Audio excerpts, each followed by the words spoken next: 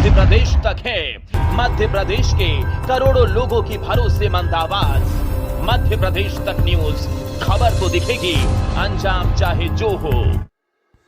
मैहर में आयोजित संगीत समारोह में बनारस घराने के विशाल कृष्ण के शिव तांडव की प्रस्तुति देख मंत्रमुग्ध हुए दर्शक। मैहर के अलाउद्दीन खां स्टेडियम में आयोजित 3 दिवसीय उस्ताद अलाउद्दीन खां संगीत समारोह के दूसरे दिन विशाल कृष्ण का शिव तांडव आकर्षण का केंद्र रहा। मैहर में आज दूसरे दिन के संगीत समारोह का शुभारंभ मैहर वाद्य वृंद के नाल तरंग से हुई। इसके बाद बनारस घराने के विशाल कृष्ण ने अपने शिव तांडव की प्रस्तुति दी, जिसे देखकर हर कोई हैरान रह गया। 49वां उस्ताद अलाउद्दीन खां संगीत समारोह मैहर में शुरू हुए।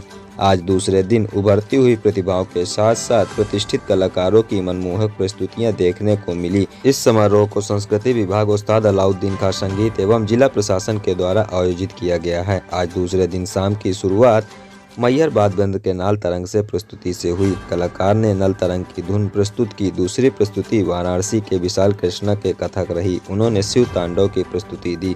वहीं शास्त्रीय गायन ने भी दर्शकों का मन मोह लिया। स्थानीय कलाकारों ने अपने तबला वादन से भी संगीत प्रेमियों का दिल जीत लिया। आज के कार्यक्रम में मैहर विधायक श्रीकांत चतुर्वेदी, जिला कलेक्टर रानी वाटड़ एवं संगीत प्रेमी मौजूद रहे। विशाल कृष्ण बनारस घराने के 11वीं पीढ़ी के नृतक हैं। विशाल कृष्ण कथक व बनारस घराने की शैली के प्रचार प्रसार के लिए देश दुनिया में अपनी प्रस्तुतियां दे रहे हैं। इसके साथ ही वर्कशॉप भी लेते हैं। महज 3 साल की उम्र से उन्होंने विदुषी सितारा देवी से सीखने का अवसर मिला। विशाल कहते हैं कि कथक का डिसिप्लिन एक सा और यूनिवर्सल है, लेकिन हर घराने की अपनी कुछ विशेषताएं होती है। बनारस घराने की भी है। इस घराने में गति व श्रृंगारिता के स्थान पर प्राचीन व प्रारंभिक शैली पर अधिक जोर दिया गया है। आज मैहर में शानदार प्रस्तुति देने के पश्चात मैहर जिला प्रशासन और मैहर विधायक श्रीकांत चतुर्वेदी एवं जिला अध्यक्ष कमलेश सुहाने के द्वारा विशाल कृष्ण का सम्मान मंच में शाल, श्रीफल एवं स्मृति चिन्ह देकर किया गया। शास्त्रीय नृत्य की दुनिया में एक ऐसा नाम जो किसी परिचय का मोहताज नहीं है। 11वीं पीढ़ी के नर्तक विशाल कृष्ण आज मैहर पहुंचे हैं।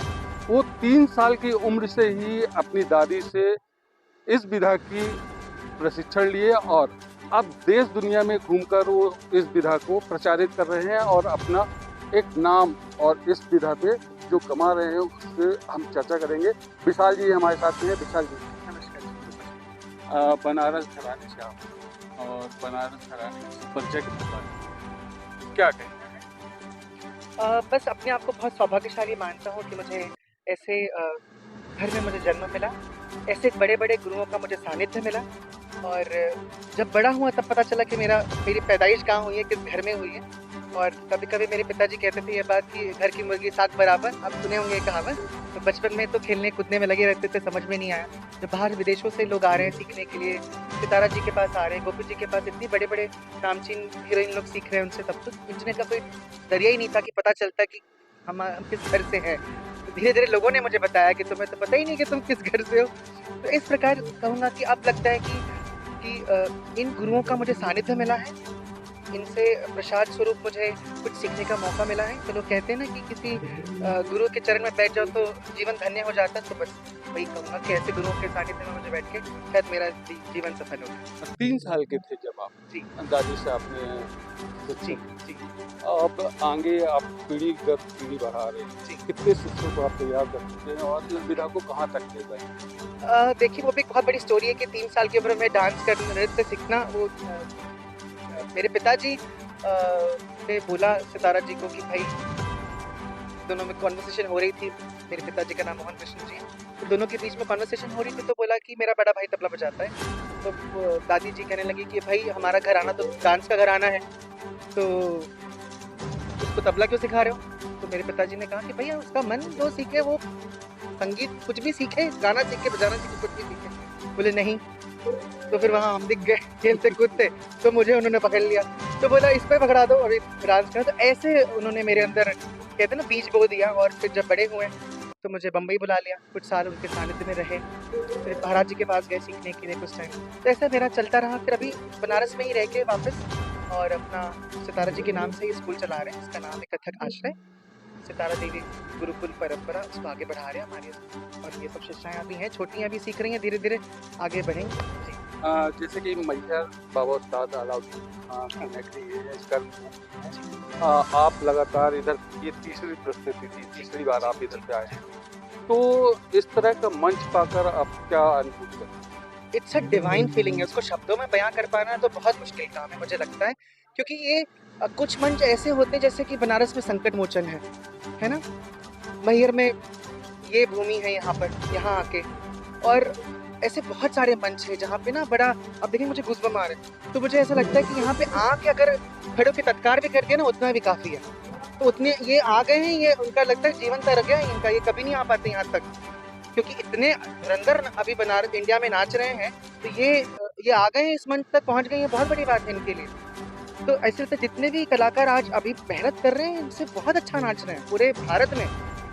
अभी जिस प्रकार से महोत्सव हो रहे हैं और नए नए कलाकारों को आगे प्रोत्साहित किया जा रहा है, तो उसी प्रकार मैंने सोचा कि आज इस बार अपने बच्चों को लेके चलते हैं, क्योंकि वो जैसे हम सब क्या है कि बचपन से नृत्य कर रहे हैं, मंदिरों से नाचते नाचते कब बड़े समारोह तक पहुँच के, वो कोई पूछता है कि अब नर्वस होते हो या डर लगता है, मैंने कहा एक टाइम बहुत था जब डर लगता था, क्योंकि आपको उस लेवल से देखने लगते हैं कि जहाँ सितारा देवी जी हैं, गोपी कृष्ण जी हैं, ऐसे लोगों को फिर आप उनके परिवार से तो लोग आपको उस नज़रिए से देखने लगते हैं सडनली। लेकिन फिर जब उस टाइम पे बहुत डर लगता था, क्योंकि आपके ऊपर इतना बड़ा दारोमदार है उस घराने का कि आप उसको लेके चल रहे हैं आगे। फिर धीरे धीरे वो पिताजी मंदिरों में डांस कराना, सितारा जी जब भी बनारस आती थी, मेरी बुआ बनारस आती थी, तो चलो कृष्ण बन के नाच दो तुम, चलो आज ये बन जाओ, आज 5 मिनट का तुम आइटम कर दो, ऐसे करते करते करते करते वो एक्सपीरियंस हो गया कि वहाँ से फिर इस बड़े मंच पे पहुँच गए। और फिर वो जर्नी जब पीछे मुड़ के देखते हैं तो लगता है कि कहाँ से बच्चा उठ के वहाँ से वहाँ वो जर्नी तय किया है, तो मेरे लिए बहुत बड़ी बात है ये।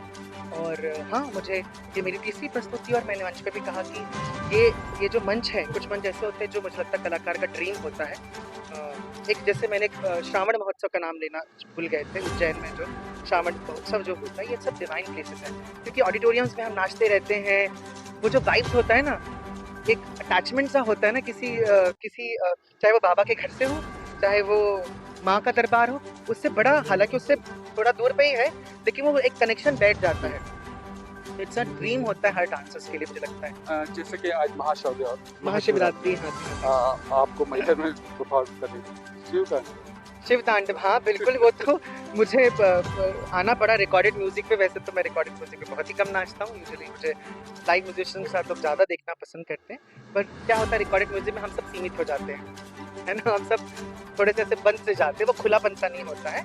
और चूँकि आप जब समूह में होते हैं तो बच्चों को भी थोड़ा देखना पड़ता है कि कौन आगे जा रहा है, कौन पीछे जा रहा है। नेक्स्ट टाइम कभी आएंगे तो आपकी इच्छा ज़रूर पूर्ति करेंगे। और ये मेरे लिए बहुत बड़ी बात है कि बनारस में तो नृत्य करते रहते हैं, शिवरात्रि के दिन पे आज माँ के दरबार में आए हैं नृत्य करने के लिए, तो हम सभी के लिए बहुत बहुत सौभाग्य की बात है। और जो हमें देख रहे हैं, सुन रहे हैं, उनको बहुत बहुत पुनः महाशिवरात्रि की ढेर सारी शुभकामनाएं।